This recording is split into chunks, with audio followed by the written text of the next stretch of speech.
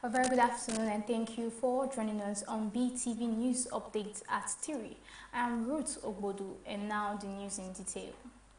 The Coordinating Minister of Health and Social Welfare, Professor Mohammed Pat, has described the engagement with the Ministry of Information and National Orientation as timely and important. He said the collaboration would help ensure that Nigerians are properly informed about ongoing reforms and achievements in the health sector under President Bola Tinubu's administration.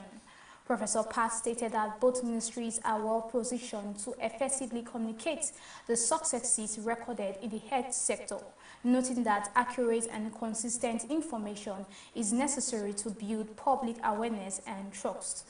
He stressed the need for Nigerians to better understand the scope and impact of current health policies and programs. The minister made these remarks during a visit by the Minister of Information and National Orientation, Mohammed Idris. He emphasized that a strong partnership between the two ministries is critical for effective public communication, improved citizen engagement, and the promotion of national unity.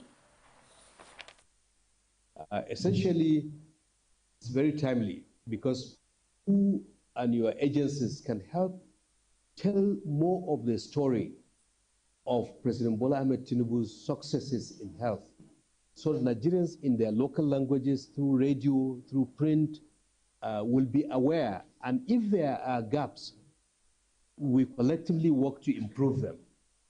So the partnership between your ministry and our ministry, I think, is key. So we look forward to building on this. There is a need for us to identify key ministries and go to them and learn more about what they do. It's not just to wait for them or invite them for the periodic ministerial press briefing that we hold at Radio House. There's a need for us to also reach out to them to understand what they do, for them to also understand us. And I said I was going to come with also some heads, critical heads of some of the agencies here that you need to reach Nigeria so that they can understand what you do. Set up is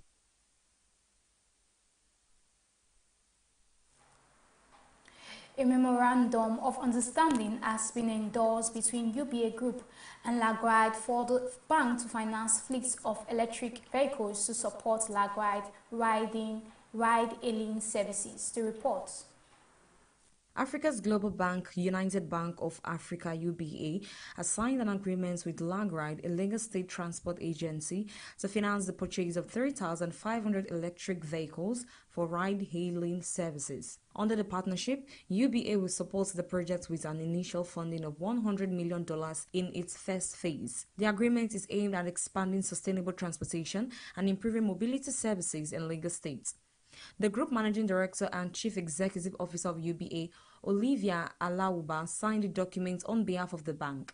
UBA's head of retail banking said the partnership is expected to transform the livelihoods of drivers by providing access to modern, environmentally friendly vehicles.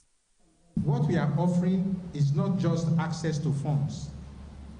We are offering access to ownership. We are offering access to stability and dignity. From our perspective, this approach makes sense on every level. Drivers earn consistently. Their cash flow is predictable. With the use of digital records, platforms, and partnerships, income is visible and trackable. What we have today is a signing ceremony of the partnership among UBA PLC, Lagride, and Lagos State Government. And what are we doing in this partnership is to finance up to 3,500 vehicles for Lagride riders in Lagos State. And what that means is that we're going to have at least 3,500 drivers that will transit from renting a car to owning the car. Lagride operates its ride-hailing services using electric vehicles.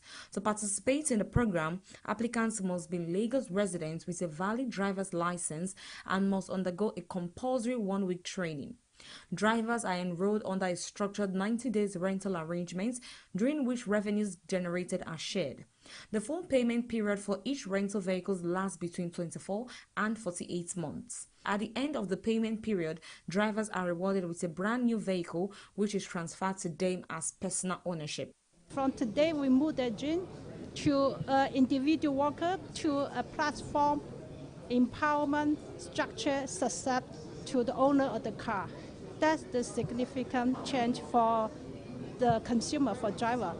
For the rider, the significant change that we will bring more capital, more car to provide more excellent service to those riders. Today is just a dream come true for me. I'm so happy for this initiative. I'm so happy UBA has been able to pull this for us. As a matter of fact, this is my second time benefiting from a bank. Some users have described lag ride vehicles as attractive, noting that the drivers are cautious and that the fares are fairly responsible. Evelyn Isabel reporting for Beetv News.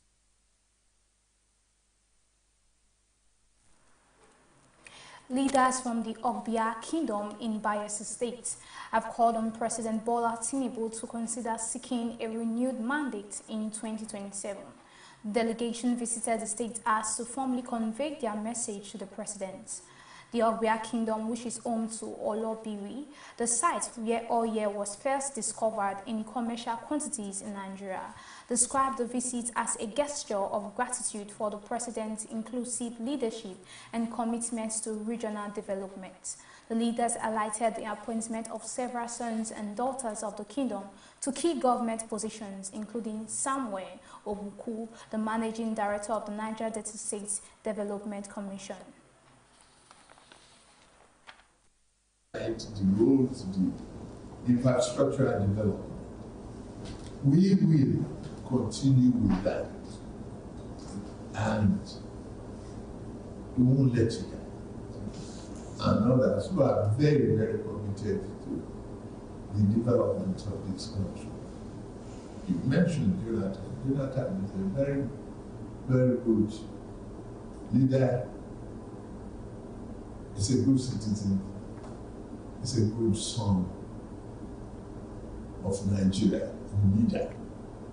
Light on above, it's a firm belief that Mr. President has done us well, and as such, we cannot help but to reciprocate a kind gesture by inviting Mr. President to contest the next presidential election, taking for granted the full support of the Kingdom. The greater thank you or greater work means a callback. Again, to call back to Mr. President and say, we are behind you. We are renewing your mandate. Possibly the Ogbia Kingdom should be the first kingdom, having enjoyed what we are enjoying now. To say, Mr. President, come 2027, we are with you.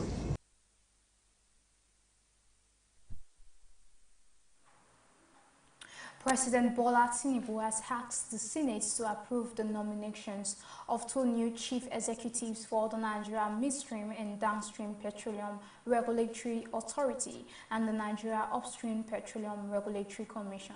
The request followed the resignation of Fakor Ahmed, former chief executive of the Nigeria Midstream and Downstream Petroleum Regulatory Authority, and Benga Komolafe, former chief executive of the Nigeria Upstream Petroleum Regulatory Commission. Both officials were appointed in 2021 by former President Muhammadu Buhari to head the agencies established under the Petroleum Industry Act. In a letter to the Senate, President Tinubu requested the expedited confirmation of Orisa Mewa as Chief Executive Officer of the Nigeria Upstream Petroleum Regulatory Commission and Sadu Mohammed as Chief Executive Officer of the Nigeria Midstream and Downstream Petroleum Regulatory Authority. The nominees are described as seasoned professionals in the oil and gas industry.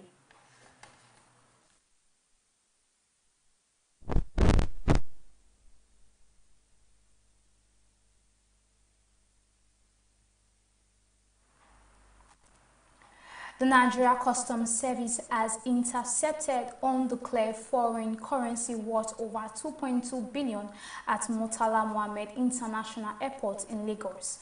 An Australian national was arrested while attempting to leave the country with the concealed funds in violation of Nigeria's anti-money laundering laws. The report. Officers of the anti-money laundering unit at Murtala Mohammed International Airport intercepted the undeclared funds as the suspects prepared to board an Emirates airline flight to Dubai.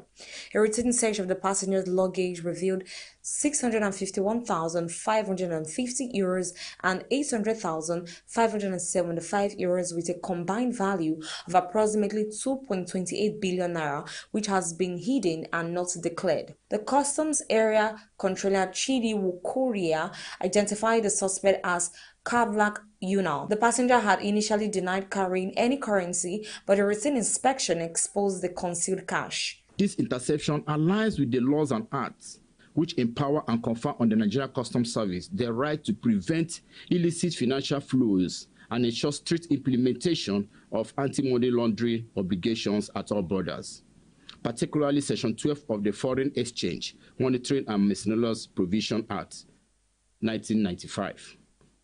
Section 3, Article 3 to 5 of Money Laundering Prevention and Prohibition Act, 2022, and Section 55, Item 1 of the Nigerian Customs Service Act 2023. Controller Wukuria noted that while carrying foreign currencies above $10,000 is not illegal, failing to make an honest declaration is a criminal offense punishable by prosecution and forfeiture. If you don't have anything to hide and you are into a legitimate business or trade, to make an honest and full declaration of your currency and other negotiable instruments that are above the threshold of $10,000. And we also appreciate the custom for the synergy and the cooperation that we always have, and by extension, the executive chairman that is what we always do. The synergy is always what we always want.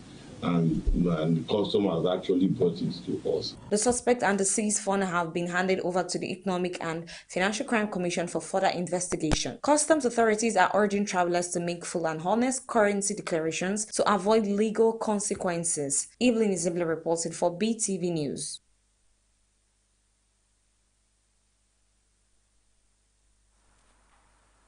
Transcorp Hotel PLC has appointed Dr. Elumelu as chair of its board effective 1st of January 2026, following the scheduled retirement of the current chair, Mr. Emmanuel Nob. Dr. Elumelu, a medical doctor with an MBBS from the University of Benin and clinical experience in Nigeria and the United Kingdom, brings extensive expertise in healthcare, insurance, corporate governance, and philanthropy. She currently chairs Avon Healthcare Limited, a leading health maintenance organization in Nigeria, and Avon Medical Practice, a network of hospitals and clinics. Her executive education includes programs at Harvard Business School, IMD Switzerland, and the London School of Economics. The appointment reflects a strategic focus on integrating innovation, wellness, and responsible business practices into Transcorp Hotels operations. Dr. Elumelu is also a trustee and co-founder of the Tony Elumelu Foundation, which has supported over 24,000 African entrepreneurs through training, speed capital, mentorship, and initiative promoting gender inclusion.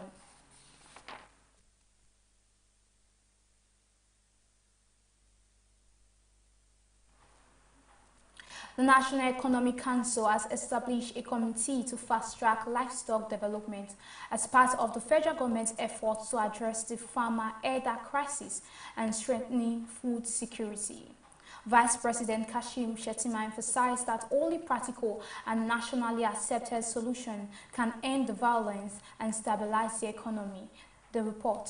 The decision was made at the 155th meeting of the National Economic Council, held virtually and chaired by Vice President Kashim Shettima. A new livestock development committee, chaired by the Kebbi State Governor, will drive reforms across the sector with representatives from all 6 geopolitical zones and key federal ministries. Vice President Shettima emphasized that resolving the farmer header crisis is central to ensuring food security and national stability. What began as a challenge of coexistence gradually hardened into cycles of violence that were allowed to persist for far too long without a durable solution. Today, that violence respects no geography. It has become a shared nightmare that has scared every region disrupted livelihoods, and eroded trust between neighbors who once relied on one another for survival.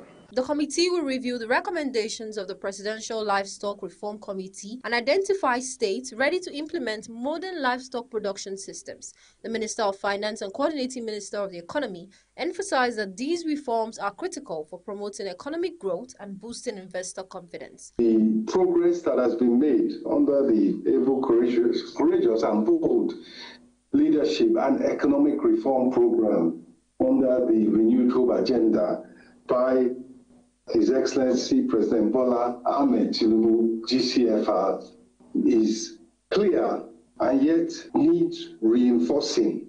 It needs to be sustained. The Minister of Budget and Economic Planning stated that the initiative aligned with the government development's priorities. Vice President Kashim Shettima commended President Bola Tinubu for establishing a standalone Ministry of Livestock Development and urged states to fully embrace the reform agenda. The federal government stated that the livestock initiative aims to end decades of conflict, restore rural economies, and transform the sector into a modern and profitable engine of national development. Temitope Oluwafemi reporting for BTV News.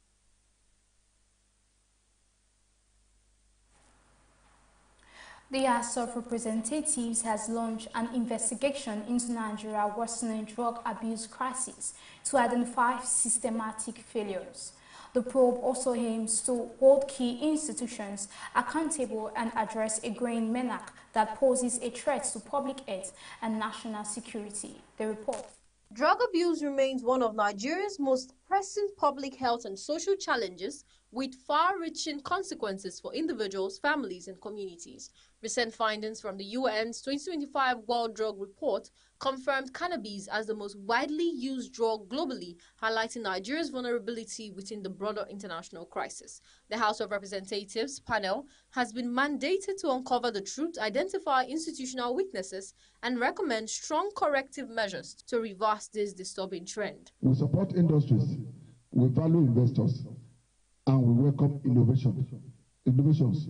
But no business model can be allowed to thrive at the expense of Nigerian lives. Nigeria is dealing with a dangerous and rapidly escalating crisis, one that reaches into every family, every community, and every geographical zone. The UN agency expressed fresh concerns over the scale of drug use in Nigeria, describing it as alarming. The National Drug Law Enforcement Agency reaffirmed its commitment to combating illicit drugs and substance abuse, pledging stronger collaboration and technical support for a more effective national response. The world is witnessing a sophisticated evolution in the method used by drug traffickers, organizations, from the use of digital technologies to facilities, transaction to the diversification of synthetic substance.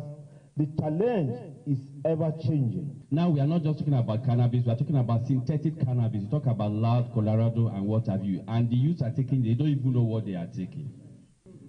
They are actually synthesized in the lab. It's not just cannabis. Rapid rise in consumption of synthetic and designer drugs, including methamphetamine, which is called improvement in the East. As the probe continues, lawmakers state that the goal is to shift Nigeria from reactive enforcement to a balanced, evidence-based drug policy that protects public health while strengthening national security. Temitope Oluwafemi reporting for BTV News.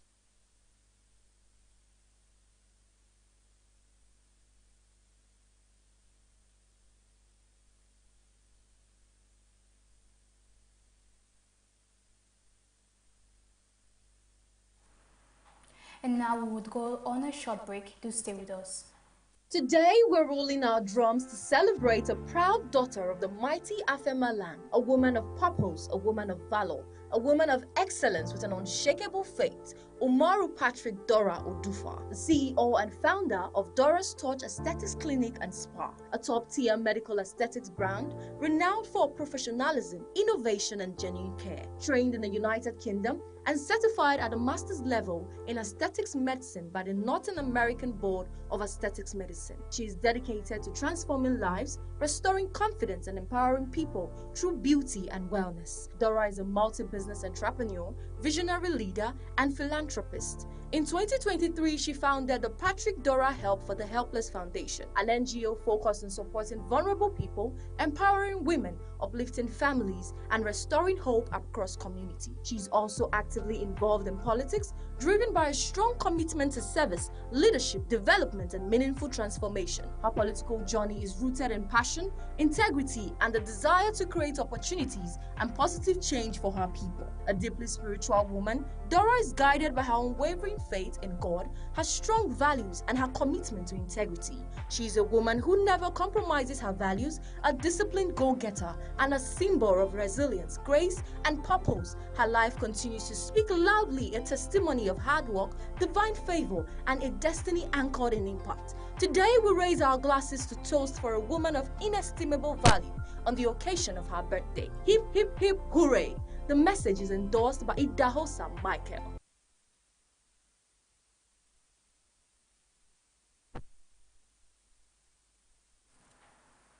And now to the business news. Thank you for joining. Nigeria's textile imports climbed to 814.27 billion in the first 9 months of 2025, highlighting a growing dependence on foreign fabrics despite repeated assurances by the federal government that the sector is being revived. The report.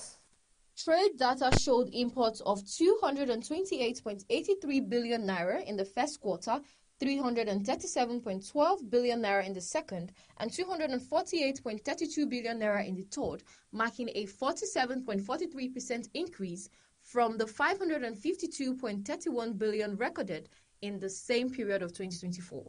Industry stakeholders said the surge in imports reflects the continued decline of local textile production, driven by policy inconsistencies, weak execution of intervention programs, and widespread corruption. They argue that access to affordable financing remains limited, promised reforms have stalled, and structural challenges such as poor cotton farming, insecurity, and limited local polyester capacity persist. The Nigerian Textile Manufacturers Association noted that government measures to revive the industry have largely remained rhetorical. It said a 10% levy introduced after the lifting of the textile import ban was meant to be reinvested in the sector, but the funds have not been effectively channeled towards improving competitiveness or reducing import dependency. Debt servicing and personnel costs exceeded the federal government's total revenue in the first 7 months of 2025, as earnings fell sharply below projections and capital spending suffered cuts. Data from the 2026 to 2028 medium-term expenditure framework showed that the government earned 13.67 trillion naira between January and July, far below the prorated target of 23.85 trillion naira. The resulting revenue gap of 10.19 trillion naira or 42.7% contradicted earlier claims that the country had met its 2025 revenue target ahead of schedule and reduced its reliance on borrowing. Despite assurances of improved non-oil revenue performance, the fiscal document revealed that overall receipts remain under significant pressure.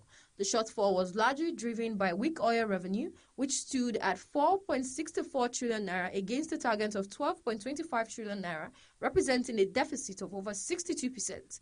Dividends from government-owned entities also underperformed, although some non-oil taxes such as company income tax slightly exceeded expectations, offering limited relief to the strained fiscal position. The federal government's Lagos-Calabar Coastal Highway project has begun attracting strong interest from international investors, with 4 companies indicating willingness to refund the full cost of Section 1 in exchange for operating and tolling the road. The Minister of Works said the project was designed as an investment-led initiative rather than a traditional public work program. According to the ministry, the government is directly funding about 30% of the highway's cost, while the remaining 70% is expected to come from international financiers. Officials describe the project as having a high return on investment and positioned it as part of a broader strategy to attract external funding into the economy. The coastal highway is being promoted as a strategic economic corridor intended to link and unlock multiple infrastructure projects nationwide. The minister also dismissed concerns raised over the project's procurement process, maintaining that due procedures were followed and that the road represents a long-term investment rather than a standalone construction effort. Temisope Oluwafemi reporting for BTV News.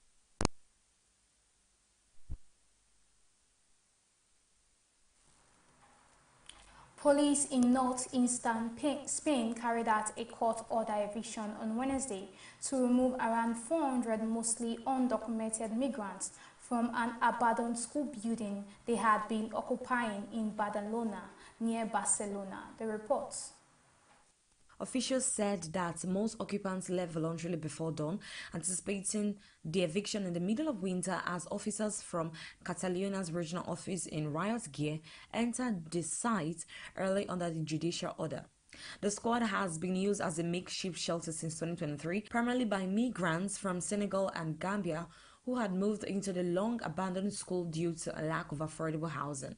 Although the eviction was completed without major violence, there were tense moments as some residents walked past armored officers while leaving with their belongings. Authorities reported that 18 people were detained on suspicion of residing in Spain without proper authorization during the operation. City officials maintained they acted on public safety ground after the court ruled the building unsafe, and the mayor of Badalona, Xavier Garcia, publicly announced the eviction, reiterating his top stance on irregular settlements. Under the judicial ruling, the town hall must provide access to social services for those displaced but is not required to guarantee housing for all. Local advocates expressed concern that many evicted people may end up without shelter in cold weather, warning that eviction without alternative could worsen the plight of vulnerable migrants. Some temporary accommodation assistance has been offered, with a small number receiving shelter through municipal and regional services, but advocates say these resources fall far short of the need. The eviction highlights broader tension in Spain over migration, housing shortages, and political division between local conservative and the national government on how to balance enforcement with humanitarian concern. Evelyn Isabel reporting for BTV News. And now to entertainment news. Comedian Dinwan has responded after fashion entrepreneur Vicky James measured him during a recent cooking podcast, a comment many viewers interpreted as a subtle shade. The remark ignited online conversations with social media users, debating whether the reference was dismissive of the comedian, and also Will Smith visits Antarctica with ex-rugby star in 7-continent adventure. The reports. Reacting to the attention, Dion disclosed that he and Vicky James had a brief relationship shortly after his return from Big Brother Naija in 2018. He said there was no bad blood between them, explaining that the relationship ended due to personality differences rather than conflict.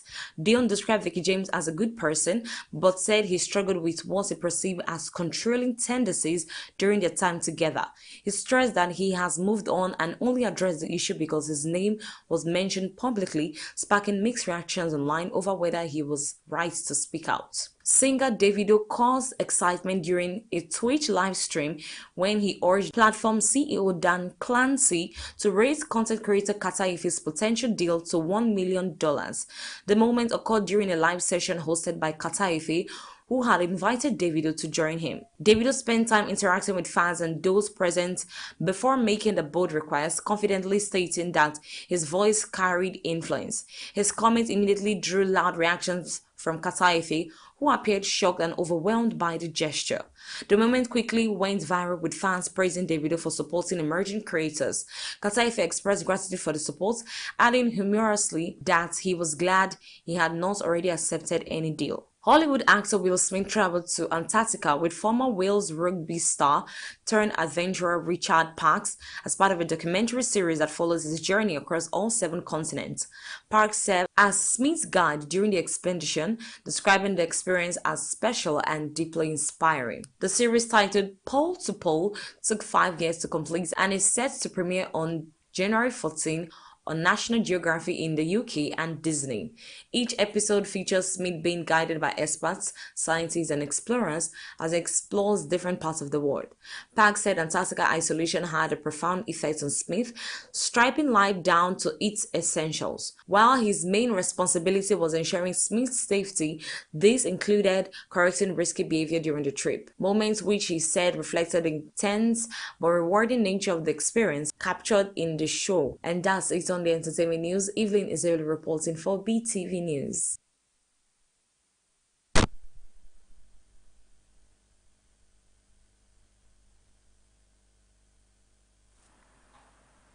And that'll be all on our 3 p.m. news update. Thank you for joining, and join us later on our 6 p.m. major news. I am Ruth Ogbodu. Goodbye for now.